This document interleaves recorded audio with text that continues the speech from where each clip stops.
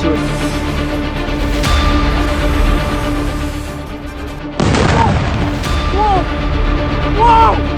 আপনারা হয়তো ভাবছেন আমেরিকা এবং ইরানের মধ্যে তো একটা যুদ্ধবিরতি হয়ে গেল, তাহলে হয়তো মিডল ইস্টে আমেরিকার আধিপত্য আবারও আগের মতো শান্তিতে কায়েম হতে যাচ্ছে। কিন্তু না, আপনারা যদি এমনটা ভেবে থাকেন তবে ইতিহাসের সবচেয়ে বড় ভুলটি করছেন। আসল খেলাটা তো সবে শুরু হলো। যে যুদ্ধকে আমেরিকা শেষ বলে ঘোষণা করে নিজেদের ক্ষত ঢাকার চেষ্টা করছিল, সে যুদ্ধই এখন কূটনীতি এবং মনস্তত্ত্বের এক ভয়ঙ্কর দাবা খেলায় পরিণত হয়েছে।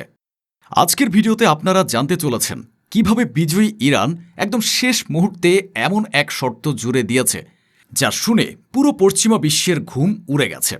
এর পাশাপাশি আমরা বিশ্লেষণ করব কিভাবে আমেরিকার ভাইস প্রেসিডেন্ট এবং প্রেসিডেন্ট ডোনাল্ড ট্রাম্প এই নতুন সমীকরণের সামনে রীতিমতো ধাক্কা খাচ্ছেন এবং তাদের দ্বিমুখী নীতি কিভাবে বিশ্বের সামনে একটি সস্তা প্রহসন হিসেবে উন্মোচিত হয়ে পড়েছে।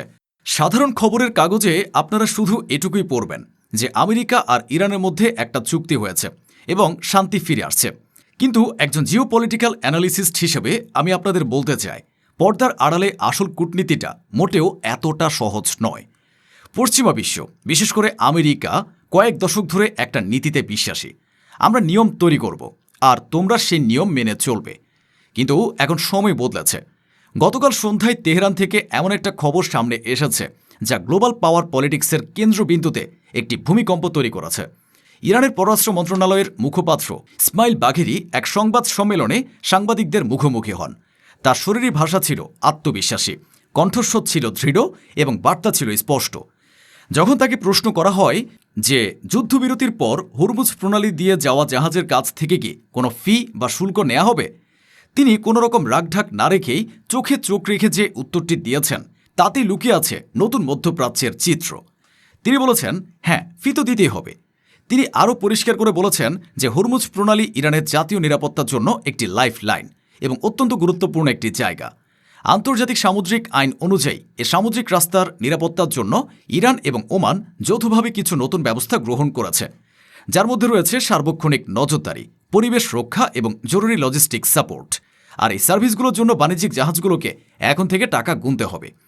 আসল ব্যাপারটা হলো, এতদিন আমেরিকা বা পশ্চিমা দেশগুলো এই রাস্তাটাকে নিজেদের বাপদাদা সম্পত্তি মনে করে তাদের নৌবহরের দাপট দেখিয়ে বিনা খরচে ব্যবহার করে এসেছে। কিন্তু ইরান এখন যে দাবাত চালটি চেলেছে তা সরাসরি পশ্চিমাদের অর্থনৈতিক আধিপত্যের উপর এক বিশাল আঘাত। কয়েক মাসের চরম উত্তেজনা এবং আমেরিকার ঐতিহাসিক পরাজয়ের পর ওয়াশিংটন হয়তো ভেবেছিল তার একটা লোক দেখানো চুক্তি করে ইরানকে আটকে ফেলেছে। কিন্তু ইরান এ চুক্তির একদম শেষ মুহূর্তে এ টোল আদায়ের শর্তটি জুড়ে দিয়ে পুরো পশ্চিমা বিশ্বকে বোকা বানিয়ে দিয়েছে। এর সোজা অর্থ হল, হরমুজ প্রণালী দিয়ে পার হওয়া গালফ দেশগুলো তেল, গ্যাস বা অন্যান্য সামগ্রীর পরিবহন খরচ এখন বহুগুণ বেড়ে যাবে। বিশ্লেষকদের মতে এটি যুদ্ধের পর স্ট্র্যাটেজিক্যালি ইরানের একটি বড় বিশাল বিজয়। এটি শুধু অর্থনৈতিক বিজয় নয়, এটি একটি সার্বভৌমত্বের বিজয়। পশ্চিমা শিপিং কোম্পানিগুলো হয়তো ইরানকে এখন জলদস্যু হিসেবে তুলে ধরার চেষ্টা করবে, কিন্তু বাস্তবতা হলো গ্লোবাল সাউথ এখন নিজেদের ভৌগোলিক শক্তির সঠিক ব্যবহার একদম কড়াই গণ্ডায় বুঝে গেছে। এখন আসুন দেখি এই পরিস্থিতিতে আমেরিকার প্রতিক্রিয়াটা ঠিক কী। ইরান যখন একতরফাভাবে এই ফি আদায়ের ঘোষণা দিল, তখন আমেরিকা যে ভেতরে ভেতরে কতটা অস্বস্তিতে পড়েছে তা তাদের নেতাদের দ্বিধান্বিত এবং দুর্বল কথা থেকেই স্পষ্ট। আমেরিকার ভাইস প্রেসিডেন্ট জেডি ভ্যান্সের একটি সাম্প্রতিক ইন্টারভিউ সামনে আসে যা পেন্টাগনের বর্তমান অসহায় অবস্থাকে আয়নার মতো পরিষ্কার করে দিয়েছে। তাকে যখন সরাসরি জিজ্ঞেস করা হলো যে হরমুজ প্রণালীকে দীর্ঘমেয়াদী বিনামূল্যে খোলা থাকবে, এর উত্তরে জেডি ভ্যান্স যা বললেন তা থেকে আমেরিকার বর্তমান দুর্বলতা খুব সুন্দরভাবে ফুটে ওঠে। তিনি কোনো দৃঢ় উত্তর দিতে পারেননি। তার বদলে তিনি এক দুর্বল ভিক্ষুকের মতো স্বরে বলেন, আমেরিকা আশা করে হরমুজ প্রণালী দীর্ঘ সময়ের জন্য বিনা টোলেই খোলা থাকবে। তিনি আরও যোগ করলেন যে এই বিষয়ে এখনও কোনো চূড়ান্ত সিদ্ধান্ত হয়নি এবং আগামী দিনের আলোচনাগুলোতে এসব টেকনিক্যাল বিষয়গুলো ঠিক করা হবে। ব্যাপারটা একটু ঘেঁটে দেখুন। একদিকে বিজয়ী ইরান বুক ফুলিয়ে বলছে ফি দিতেই হবে, এটা আমাদের অধিকার, আর অন্যদিকে বিশ্বের তথাকথিত সুপার পাওয়ার আমেরিকার ভাইস প্রেসিডেন্ট বলছেন তারা আশা করছেন রাস্তাটা ফ্রি থাকবে। এই দুটি বক্তব্যের মধ্যকার পার্থক্যটি হল একবিংশ শতাব্দীর নতুন ভূরাজনৈতিক বাস্তবতা। আমেরিকা এখনও সেই পুরনো দিনের স্বপ্নে বিভোর যে তারা ধমক দিলে সব ফ্রি হয়ে যাবে, কিন্তু মাঠের বাস্তবতা বলছে অন্য কিছু। এর ঠিক পরেই আমেরিকার প্রেসিডেন্ট ডোনাল্ড ট্রাম্পের একটি বিবৃতি আসে যা পরিস্থিতিকে আরও বেশি ঘোলাটে করে তুলেছে। ডোনাল্ড ট্রাম্প অত্যন্ত আত্মবিশ্বাসের সাথে দাবি করলেন যে হরমুজ প্রণালী দিয়ে জাহাজের আনাগোনা আবার শুরু হয়ে গেছে। তিনি বললেন, তেল ভর্তি অনেক জাহাজ ওমানের দিকে রুটটি দিয়ে বের হতে শুরু করেছে এবং রুটটি পুরোপুরি সুরক্ষিত। কিন্তু ট্রাম্পের এ কথার আড়ালে যে আরেকটা বিশাল বড় গেম প্ল্যান চলছে সেটা ফাঁস করে দিয়েছে রয়টার্সের গতকালকের একটি রিপোর্ট। রয়টার্সের খবর অনুযায়ী আমেরিকান মিলিটারির তরফ থেকে ইস্যু করা একটি অ্যাডভাইজারিতে পরিষ্কার বলা হয়েছে যে ইরানের বন্দরগুলোর উপর আমেরিকান নৌবাহিনীর যে অবরোধ ছিল তা এখনও পুরোপুরি বহাল আছে এবং এ অবরোধ আগামী 19শে জুন পর্যন্ত জারি থাকবে, কারণ এই তারিখে চূড়ান্ত চুক্তিতে স্বাক্ষর হওয়ার কথা রয়েছে। আমেরিকান মিলিটারি খুব কড়া ভাষায় হরমুজ দিয়ে যাওয়া জাহাজগুলোকে নির্দেশ দিয়ে রেখেছে যে যতক্ষণ না পর্যন্ত পরিষ্কার অনুমতি মিলছে ততক্ষণ যেন কোনো জাহাজ ইরানের বন্দরগুলোর দিকে যাওয়ার বা সেখান থেকে বের হওয়ার চেষ্টা না করে। এখানে আমেরিকার দ্বিমুখী নীতিটা খুব পরিষ্কার। একদিকে প্রেসিডেন্ট ট্রাম্প দুনিয়াকে দেখাচ্ছেন যে তিনি পরিস্থিতি স্বাভাবিক করে ফেলেছেন যাতে বিশ্ববাজারে তেলের দাম স্থিতিশীল থাকে, আর অন্যদিকে তার মিলিটারি পর্দার আড়ালে অবরোধ জারি রেখে ইরানকে চাপ দেওয়ার চেষ্টা করছে যাতে চূড়ান্ত চুক্তির আগে ইরান এই টোল আদায়ের শর্ত থেকে সরে আসে।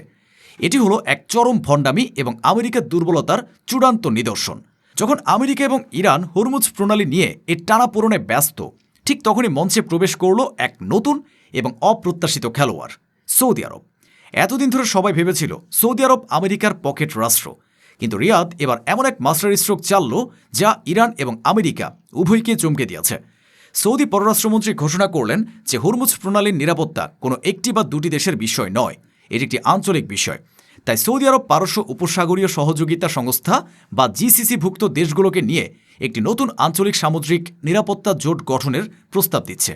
এবং সবচেয়ে বড় চমক হলো তিনি এ জোটে ইরানকেও পর্যবেক্ষক হিসেবে যোগ দেওয়ার আমন্ত্রণ জানিয়েছেন এবং এই পুরো প্রক্রিয়ায় মধ্যস্থতাকারী হিসেবে চীনকে পাশে থাকার অনুরোধ করেছেন।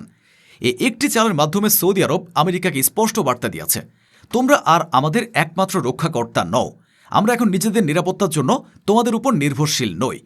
মধ্যপ্রাচ্যের ক্ষমতার কেন্দ্র এখন আর ওয়াশিংটনে নেই, এটি এখন এই অঞ্চলের ভেতরে স্থানান্তরিত হচ্ছে এবং এই নতুন খেলায় চীন একটি গুরুত্বপূর্ণ ভূমিকা পালন করতে চলেছে। অপারেশন এপিক ফিউরিয়ার ছাই থেকে এক নতুন মধ্যপ্রাচ্যের জন্ম হচ্ছে।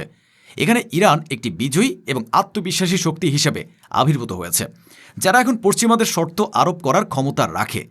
আমেরিকা একটি দ্বিধান্বিত, দুর্বল এবং বিভ্রান্ত পরাশক্তিতে পরিণত হয়েছে, যে তার পুরনো দিনের আধিপত্য ফিরে পাওয়ার জন্য লুকোচুরির আশ্রয় নিচ্ছে।